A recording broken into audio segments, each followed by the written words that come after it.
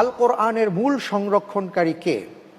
ক আল্লাহ তাআলা, খ মুহাম্মদ সাল্লাল্লাহু আলাইহি ওয়াসাল্লাম, গ ওলি আউলিয়াগণ, ঘ মুসলিমগণ।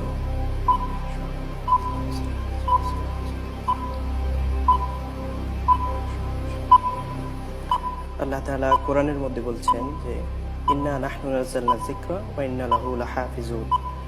এই কথা থেকে বোঝা যাচ্ছে যে কোরআনের মূল সংরক্ষণকারী হচ্ছে আল্লাহ নিজেই।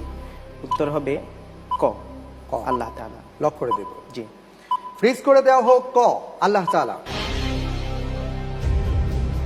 কোরআন নাজিলের মাস, কোরআন সম্পর্কে প্রথম প্রশ্ন এসছে। আপনি বলেছেন আল্লাহ রাব্বুল আলামিন এই কোরআনকে হেফাজত করবেন। প্রিয় দর্শক, তিনি বলেছেন ক। দেখা যাক কি হয়। স্ক্রিনে আমি যেটা দেখতে পাচ্ছি, আপনার উত্তরটি সঠিক হয়েছে।